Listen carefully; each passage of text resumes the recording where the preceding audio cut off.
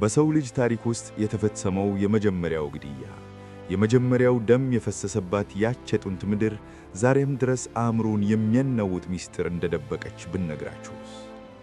የመጀመሪያው ነፍሰ ገዳይ የገዛ ወንድሙን ደም ያፈሰሰው ቃየል ከእግዚአብሔር ፊት ከተባረረ በኋላ የት ሄደ? መጽሐፍ ቅዱስ እንደሚነግረን ቃየል በኖድ ምድር ላንድ ኦፍ ኖድ ሸሽቶ ኖረ። ነገር ግን እጅግ የሚያስደነግጠው እና ብዙዎቻችን ልብ ያላልነው ታላቁ እንቆቅልሽ እዚህ ላይ ይጀምራል። እግዚአብሔር ኮብላይና ተቀዝበዝባዥ ትሆናለህ ብሎ የረገመው ይህ ሰው በሰው ልጅ ታሪክ ውስጥ የመጀመሪያዋን ከተማ the first city እንደገነባ ታውቃላችሁ? አዎ፣ ቃየል ከተማ ገነባ። ስሟንም በልጁ ስም ሄኖክ ብሎ ሰየማት። ግን አስቡት፣ በዚያን ጊዜ በምድር ላይ ያሉት ሰዎች ቤተሰብ ብቻ በነበሩበት ዘመን ቃየል ይህንን ግዙፍ ከተማ ለማን ገነባው? ከማን ሊደበቅ ነው ግንብ የገነባው? ከእግዚአብሔር ፍርድ ለማምለጥ ወይስ እኛ ከማናቃቸው ሌሎች ፍጡራን? ይህች የመጀመሪያዋ የቃየል ከተማ በየትኛው የዓለም ክፍል ነበረች? አርኪኦሎጂስቶች ዛሬም ድረስ የሚፈልጓት ነገር ግን በመሬት ውስጥ ተቀብራ የቀረችው ይህች ከተማ ምናልባት ከጥፋት ውሃ በፊት የነበረውን እጅግ የረቀቀ አድቫንስድና አጋንንታዊ ሥልጣኔ ዲሞኒክ ሲቪላይዜሽን የምትደብቅ ብትሆንስ? ወደ የተሰወረው ምስጢር ቻናል እንኳን በደህና መጣችሁ። ዛሬ የዓለምን ታሪክ ወደ ኋላ መልሰን የሰው ልጅን የመጀመሪያዋን ከተማ የቃየልን ምስጢራዊ ግዛት the city of Cain እና በውስጧ የተደበቀውን አስደናቂ እውነት ገለጥ አድርገን እንመረመራለን። ዝግጁ ናችሁ?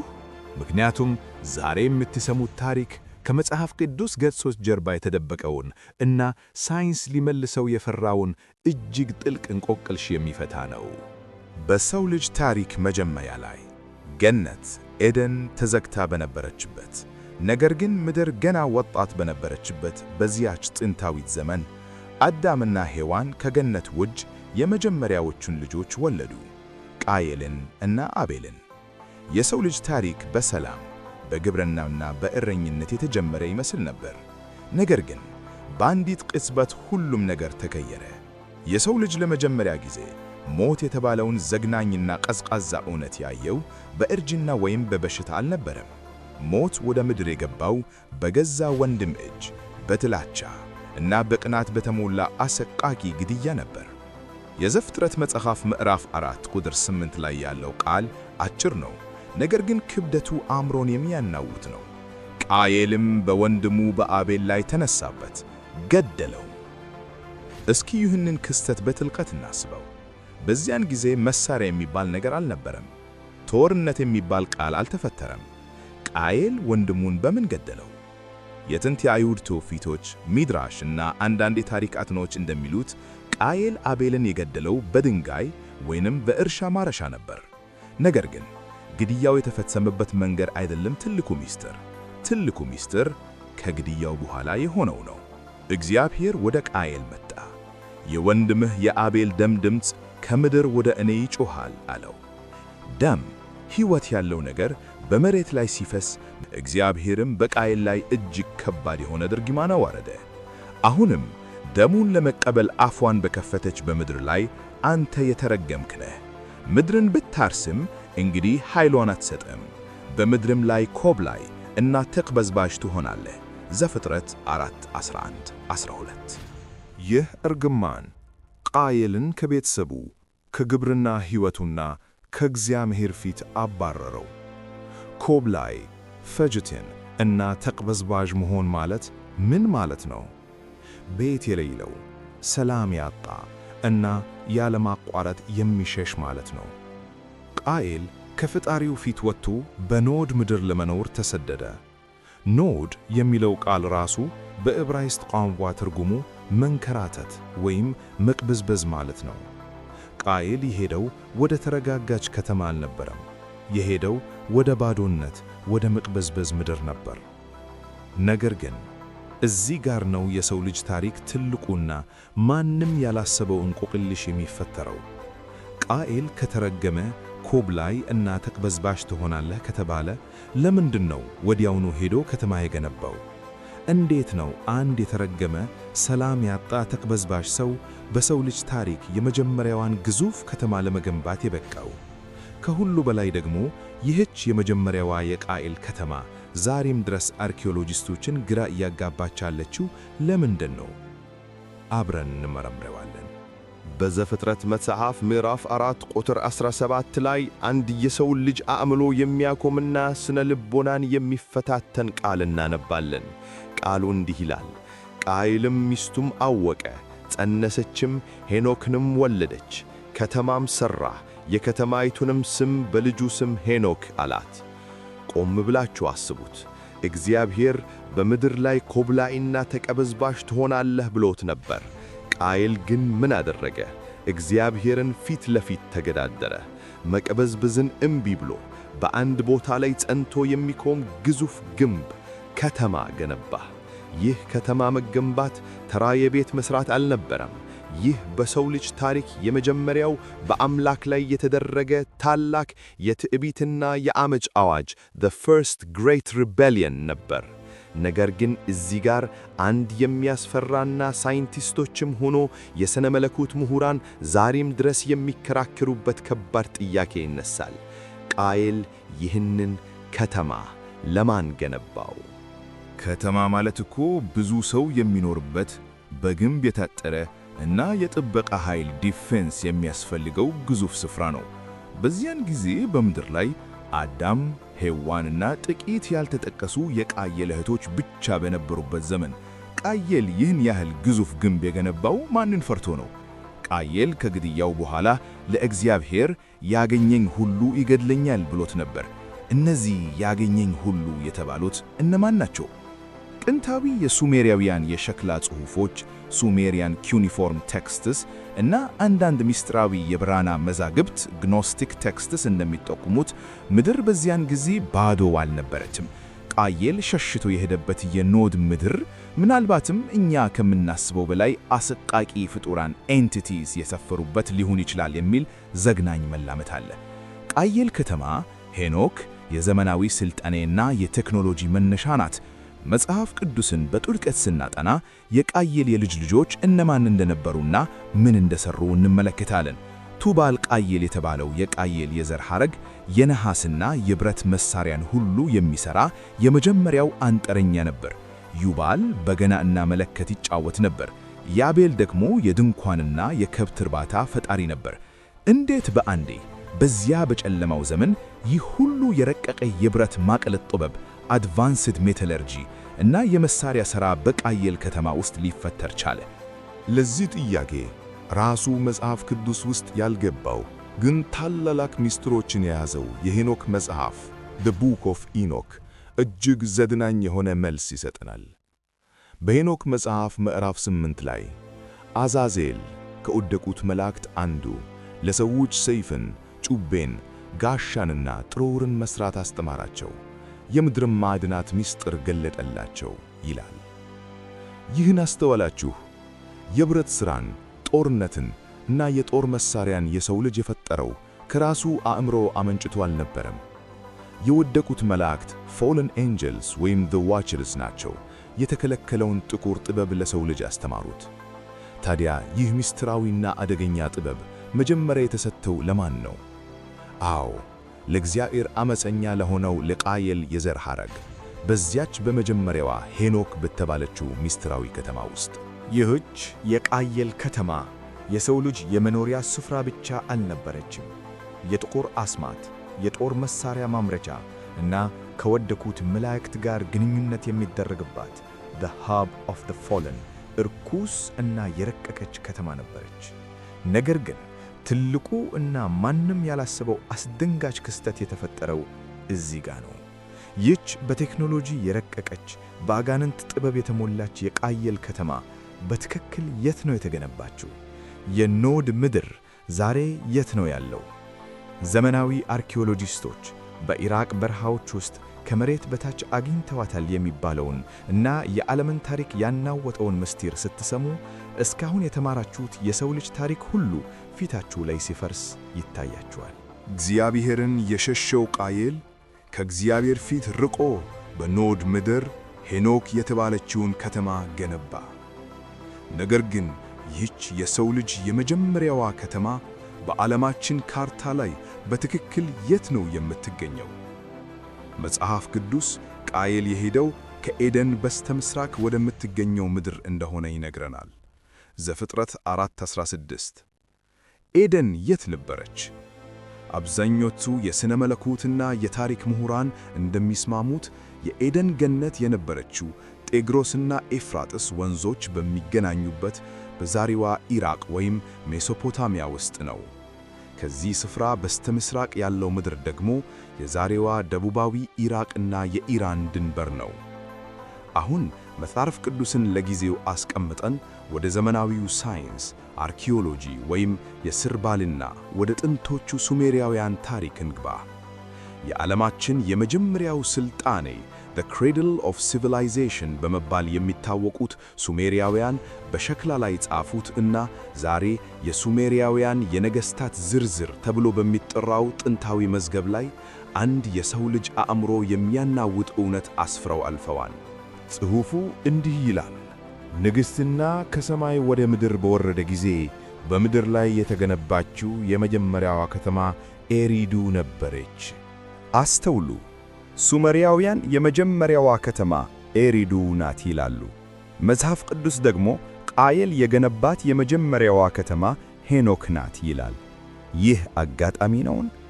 በፍጹም። የቋንቋ ሊቃውንት ሊንጉዊስትስ እና የታሪክ ተመራማሪዎች ዛሬ አንድ አፍ የሚያስከፍት መደምደሚያ ላይ ደርሰዋል። በዕብራይስጥ ቋንቋ ሄኖክ፣ ኢኖክ፣ ሐኖክ የሚለው ስም በሱሜራውያን ቋንቋ ከተጻፈው ኤሪዱ ከሚለው ቃል ጋር በጊዜ ሂደት የድምፅ እና የፊደል ሽግግር አደረጉ። ነገር ግን አንድን ከተማ ብቻ የሚያመለክቱ ቃላት መሆናቸውን አረጋግጠዋል። አዎ፣ ቃየል የገነባት የዓመት ከተማ የጥቁር ጥበብ እና የጦር መሳሪያ መፈልፈያ የነበረችው ከተማ በአርኪኦሎጂስቶች የተገኘችው ኤሪዱ ነበረች። በ1940ዎቹ ታዋቂ አርኪኦሎጂስቶች በደቡባዊ ኢራቅ ቴል አቡ ሻህሬን በተባለ ጭር ያለ በረሃ ውስጥ ቁፋሮ ሲያደርጉ የዚህችን የኤሪዱ ከተማ ፍርስራሽ ከመሬት በታች አገኙት። ያገኙት ግን ተራ የሸክላ ስብርባሪ አልነበረም። ከከተማዋ ስር እጅግ የረቀቀ የውሃ ማስተላለፊያ ቴክኖሎጂ፣ ግዙፍ ቤተ መቅደስ ዚጉራት እናም ማንም ሊያብራራው ያልቻለው ዘግናኝ ነገር አገኙ። ከከተማዋ ፍርስራሽ ውስጥ ከተራው የሰው ልጅ የራስ ቅል ቅርጽ ፍጹም የተለዩ ወደ ኋላ እጅግ የረዘሙ elongated skulls እንግዳ የራስ ቅሎችን አገኙ። እነዚህ አጽሞች የማን ነበሩ? የቃየል ዝርያዎች ወይስ በሄኖክ መጽሐፍ እንደተጻፈው ከወደቁት መላእክት the watchers እና ከሰው ልጆች ተዳቅለው የተወለዱት የእነዚያ ግዙፍና ደምጠጭ ፍጡራን የኔፊሊሞች የራስ ቅል? ሳይንቲስቶች ይህንን እውነት ዛሬም ድረስ ይደብቁታል። ምክንያቱም ይህን ማመን የመጽሐፍ ቅዱስን ምስጢራዊ ታሪክ ቃል በቃል እንደመቀበል ይቆጠራልና። ከዚህም በላይ ግን አርኪኦሎጂስቶቹ በኤሪዱ ከተማ ፍርስራሽ ላይ ያገኙት ሌላ ነገር ነበር። ከከተማዋ ቅሪት በላይ እጅግ ወፍራም የሆነ እስከ 3 ሜትር የሚደርስ ንጹሕ የጭቃና የአሸዋ ንብርብ አገኙ። ይህ ጭቃ ከየት መጣ? ሳይንቲስቶች ሳይወዱ በግድ በከፍተኛ ድንጋጤ ያመኑት አንድ እውነት ነበር። ይህችን የቃየል ከተማ ኤሪዱን በአንዴ የዋጣት ያጠፋትና በጭቃ የደፍናት ዓለምን ያጠፋው የታላቁ የኖህ የጥፋት ውሃ ሞገድ ነበር። የቃየል ከተማ በኖህ የጥፋት ውሃ ተደምስሳለች፣ አብቅቶላታል። ነገር ግን ትልቁ አስገራሚው እና ማንም ያላሰበው አስደንጋጭ ምስጢር ገና አልተነገረም። ከተማዋ በውሃ ብትጠፋም ቃየል በውስጧ የደበቀውና ከወደቁት መላእክት የተቀበለው አሰቃቂ የጥቁር ጥበብ ዕውቀት the dark knowledge ከጥፋት ውሃ አላመለጠም። ይህ ጥበብ ኃይለኛውን ማዕበል ተሻግሮ ከጥፋት ውሃ በኋላ ዳግም በምድር ላይ እንዴት ሊያንሰራራ ቻየ? ኔፊሊሞችስ ግዙፋኑ ከጥፋት ውሃ እንዴት አመለጡ? መጽሐፍ ቅዱስ ከኖህ የጥፋት ውሃ በኋላም ግዙፋን በምድር ላይ ነበሩ የሚለውስ ለምንድን ነው? ሳይንቲስቶችና ሚስጥራዊ ማኅበራት እስከ ዛሬ የደበቁት እና የሰው ልጅን የዘመናት ታሪክ ገልብጦ የሚያሳየው ጥልቅ ሚስጥር የሚገለጠው እዚህ ጋር ነው። የኖህ የጥፋት ውሃ ምድርን ሸፈናት። የቃየል ከተማ የነበረችው ሄኖክ ወይም ኤሪዱ ከነግዙፍ ግንቦቿ ከነኃጢአቷ እና ከነአጋንንታዊ ቴክኖሎጂዋ ከምድረ ገጽ ጠፋች። ግዙፋኑ ኔፊሊሞች፣ የጥቁር አስማት ጠበቦችና ያ ሁሉ ርኩሰት በውሃው ተቀበረ። የሰው ልጅ ታሪክ በኖህና በቤተሰቡ አማካኝነት ንጹሕ ሆኖ ዳግም የተጀመረ ይመስል ነበር። ምድር ታጠበች፣ አዲስ ጅምር ሆነ። ነገር ግን መጽሐፍ ቅዱስን በጥልቀትና በማስተዋል ለሚያነብ ሰው ዘፍጥረት ምዕራፍ 6 ቁጥር 4 ላይ አንዲት አእምሮን የምታናውጥ አጭር ግን እጅግ አስፈሪ የሆነች ሐረግ አለች። ቃሉ እንዲህ ይላል፣ በእነዚያ ወራት ግዙፎች በምድር ላይ ነበሩ። ደግሞም ከዚያ በኋላ የእግዚአብሔር ልጆች ወደ ሰው ሴቶች ልጆች በገቡ ጊዜ ልጆችን ወለዱላቸው። አስተዋላችሁት? ከዚያ በኋላ ከጥፋት ውሃ በኋላም ግዙፋኑ ወይም ኔፊሊሞች እንዴት ዳግም በምድር ላይ ሊታዩ ቻሉ? እስራኤላውያን ከነዓን ሲገቡ ያገኟቸው የእነዚያ ግዙፋን የአናቅ ልጆች እና ቆይት ብሎም ዳዊት የገደለው ግዙፉ ጎልያድ ከየት መጡ? ከዚህም የባሰና አሳሳቢው ጥያቄ ይህ ነው። ቃየልና ልጆቹ የፈጠሩት የጦር መሳሪያ ሥራ፣ የኮከብ ቆጠራ፣ አርኪቴክቸር እና ከአጋንንት የተቀበሉት የጥቁር አስማት ጥበብ ከጥፋት ውሃ እንዴት ተረፈ? ኖህና ቤተሰቡ ጻድቃንና ነውር የሌለባቸው ነበሩ። ይህን የተረገመ ጥበብ ወደ መርከቡ አላስገቡትም። የቃየል ዘር በሙሉ በውሃው ጠፍቷል። ታዲያ ይህን የተከለከለ ዕውቀት the forbidden knowledge ማን አሻገረው? የዚህ እንቆቅልሽ መልስ ያለው ዛሬም ድረስ በምስጢራዊ ማኅበራት secret societies መዛግብት ውስጥ ተደብቆ በሚገኘው የጥንት ታሪክ ውስጥ ነው። ታላቁ የአይሁድ ታሪክ ጸሐፊ ፍላቪዮስ ጆሴፈስ በጥንታዊ መዝገቡ Antiquities of the Jews ላይ አንድ ዘግናኝ እውነት አጋልጧል። የቃየል የልጅ ልጅ የነበረው እና የመጀመሪያው የብረት አንጥረኛ የሆነው ቱባል ቃየል፣ ቱባል ኬይን እና ወንድሞቹ አንድ አስፈሪ ትንቢት ደርሷቸው ነበር። ምድር ወይ በእሳት ወይ በውሃ እንደምትጠፋ አወቁ። ስለዚህ ያንን ከወደቁት መላእክት የተቀበሉትን ጥልቅ የሳይንስ የአስማት እና የቴክኖሎጂ ዕውቀት እንዳይጠፋ አንድ ብልሃት ዘየዱ። ሁለት ግዙፍ ምሰሶዎችን the two pillars ገነቡ። የመጀመሪያውን ምሰሶ እሳት ቢመጣ እንዳይቀለጥ ከሸክላ አነጹ። ሁለተኛውን ምሰሶ ደግሞ ውሃ ቢመጣ እንዳይፈርስ ከጠንካራ ድንጋይና ከነሐስ ገነቡ። በእነዚህ ሁለት ግዙፍ ምሰሶዎች ላይ የዓለምን የተከለከሉ ጥበቦች፣ ጂኦሜትሪ፣ ስነ ኮከብ እና የአጋንንት ጥሪ ምስጢሮችን በሙሉ በምልክት ሲምቦልስ ቀረጹባቸው። እናም የጥፋት ውሃ መጣ። የቃየልን ከተማ በጭቃ ደፍናት፣ ሰዎቹን ሁሉ አጠፋ። ነገር ግን ያ በነሐስ ላይ የተጻፈው የጥቁር ጥበብ ምሰሶ የቃየልን አሰቃቂ ምስጢር አዝሎ ከውሃው ማዕበል ተረፈ። ውሃው ከጎደለ በኋላ ይህንን በጭቃ ውስጥ የተቀበረውን የጥበብ ምሰሶ ዳግም ያገኘው ሰው ማን ነበር? የኖህ የልጅ ልጅ የነበረው ኃያሉ አዳኝ ኒምሮድ።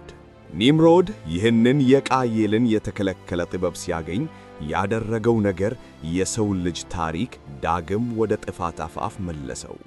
ኒምሮድ ይህንን ቴክኖሎጂ ተጠቅሞ ልክ እንደ ቃየል አዲስ የዓመት ከተማ ገነባ። ያቺ ከተማ ባቢሎን ነበረች። ነገር ግን ትልቁ እና ለዘመናችን ምስጢራዊ ማኅበራት መፈጠር ምክንያት የሆነው አስደንጋጭ ክስተት የሚገለጠው እዚህ ጋር ነው።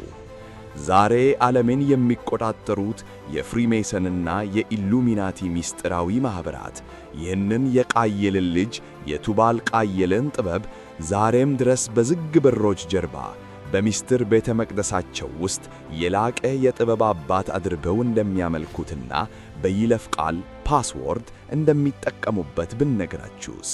የቃየል ከተማ በውሃ ብትቀፋም መንፈሷ ግን ዛሬም በዓለማችን ዘመናዊ ከተሞች ስር ሆኖ እየሠራ ነው። ይህ እንዴት ሊሆን ቻለ? የፍሪሜሰኖች ድብቅ መጻሕፍትና የቃየል ደም ትስስር እውነታው ሲገለጥ የሰው ልጅ የመጀመሪያውን ከተማ ሄኖክን የገነባው እና የመጀመሪያውን ደም ያፈሰሰው ቃየል በኖህ የጥፋት ውሃ ጊዜ ከምድረ ገጽ ጠፍቶ ነበር ብለን እናስብ ይሆናል። ነገር ግን የቃየልን መንፈስ the spirit of Cain የእርሱ ዓመፅ እና የልጅ ልጁ ቱባል ቃየልን የጥቁር አስማትና የቴክኖሎጂ ጥበብ ዛሬም ድረስ በዓለማችን ውስጥ ሕያው ሆኖ እየሠራ ነው። አዎ፣ እግዚአብሔርን የተገዳደረው ያ የጥንቱ የቃየል ሥልጣኔ ዛሬም ድረስ በዘመናዊ ከተሞቻችን፣ በፋይናንስ ተቋማቶቻችን እና ዓለምን በሚቆጣጠሩ ምስጢራዊ ማኅበራት ደም ስር ውስጥ እየፈሰሰ ነው። በዓለም ዙሪያ ያሉ በሥልጣንና በገንዘብ ማማ ላይ የተቀመጡት ምስጢራዊ ማኅበራት ሲክሬት ሶሳይቲስ፣ በተለይም ፍሪሜሰኖች የቃየልን ልጅ ቱባል ቃየልን እንደ ታላቅ የጥበብ አባት አድርገው እንደሚቀበሉት ታውቃላችሁ? ይህ የሴራ ትንታኔ አይደለም። በፍሪሜሰኖች የራሳቸው መዝገብና የሥነ ሥርዓት መጻሕፍት ማሶኒክ ሪቹዋል ቡክስ ላይ አንድ ሰው ወደ ሦስተኛው የፍሪሜሰን ማዕረግ ሲያደግ ወደ ምስጢራዊው ቤተ መቅደስ ለመግባት የሚጠቀመው የይለፍ ቃል ፓስወርድ ምንድን ነው? ቱባል ቃየል። ለምን የቱባል ቃየልን ስም ይመርጣሉ? ምክንያቱም ቱባል ቃየል ከእግዚአብሔር ውጪ በራሱ አእምሮ ጥበብን የፈጠረ፣ ብረትን ያቀለጠ፣ የጦር መሣሪያን የሠራ እና የሰው ልጅ ያለ ፈጣሪ ራሱን ማዳን ይችላል ብሎ ያመነ የዓለማችን የመጀመሪያው የዓለማዊ ቴክኖሎጂ አባት the father of secular technology ስለሆነ ነው። ፍሪሜሰኖች ይህንን ከአማልክት የተሰረቀ የብርሃን ዕውቀት ሉሲፌሪያን ኢሉሚኔሽን ብለው ይጠሩታል። እግዚአብሔር ቃየልን ሲረግመው አንድ ምልክት the mark of Cain እንዳደረገበት መጽሐፍ ቅዱስ ይነግረናል። ዘፍጥረት 4:15 ማንም እንዳይገደለው ቢያገኘውም 7 እጥፍ እንዲበቀልበት ምልክት አደረገበት። ይህ ምልክት ምን ነበር? የዕብራይስጥ ሊቃውንትና የጥንቆላ መጻሕፍት አጥኞች ይህ ምልክት ተራ ንቅሳት ታቱ ሳይሆን የጨለማ ኃይል፣ ከእግዚአብሔር የተለየ የክህደት መንፈስ እና የዓለማዊ ሥልጣኔን ሴኩላር ሁማኒዝም የሚያራምድ ማኅተም ነበር ይላሉ። እስኪ ዙሪያችንን እንመልከት። ዛሬ የምንኖርባቸው ግዙፍ ከተሞች፣ ሰማይ ጠቀስ ሕንፃዎቻቸው፣ የፋይናንስና የፖለቲካ ማዕከሎቻቸው ከእግዚአብሔር መንግሥት የራቁ በገንዘብ፣ በጥላቻ፣ በጦርነት መሣሪያና በፍቅር ነዋይ የተሞሉ አይደሉምን? ይህ እኮ ቃየል የገነባት የዚያች የመጀመሪያዋ ሄኖክ ከተማ ዘመናዊ ቅጂ ሞደርን ሬፕሊካ ነው። እግዚአብሔር ቃየልን ምድርን ብታርስ አትሰጥህም አለው። ቃየልም ግብርናን ትቶ የንግድ፣ የጥበብ፣ የብረት ሥራና የከተማ ግንባታ ጀመረ። ዛሬም የዓለም ኤሊቶች፣ ግሎባል ኤሊቶች እና ምስጢራዊ ማኅበራት እያደረጉት ያለው ይኸው ነው። የሰውን ልጅ ከተፈጥሮ ከምድር አርቆ በኮንክሪት፣ በዲጂታል ቴክኖሎጂ ኤአይ እና በአርቲፊሻል ከተሞች ውስጥ አስሮ ያለ እግዚአብሔር ራሱ አምላክ ወደሚሆንበት ዘመን ትራንስሁማኒዝም ሊያሸጋግሩት እየሰሩ ነው። ነገር ግን ትልቁና የሰውን ልጅ የመጨረሻ ዕጣ ፈንታ የሚወስነው አስደናቂ ክስተት የሚገለጠው እዚህ ጋር ነው። ይህ የቃየል ከተማ በራእይ ዮሐንስ መጽሐፍ ውስጥ በመጨረሻው ዘመን ዳግም እንደምትነሳ ተነግሯል። ስሟም ተቀይሯል። የሰው ልጅን ደም የምትጠጣ በወርቅና ባህር የተንቆጣቆደች የምድር ነገሥታት የሚያመነዝሩባት፣ አዎ ታላቂቱ ባቢሎን፣ ምስጢሪ ባቢሎን ናት። የቃየል ከተማ ከጥፋትዋ በፊት ጠፍታ ነበርን ወይስ ዛሬም ድረስ በእኛ ፊት እያደገች ዓለምን ወደ አንድ ትልቅ ጥፋት እየመራች ነው? የሳይንቲስቶች ግኝትና የመጽሐፍ ቅዱስ ትንቢት የሚገናኙበት የመጨረሻው ምስጢር። ክቡራትና ክቡራን፣ የቃየል ታሪክ የወንድሙን የገደለ የአንድ ተራ ሰው ታሪክ ብቻ አይደለም። ይህ ታሪክ የሰው ልጅ ሥልጣኔ፣ የከተሞቻችን፣ የቴክኖሎጂያችን፣ የጦርነታችንና እግዚአብሔርን የመክዳታችን የመጀመሪያው መነሻ ነው።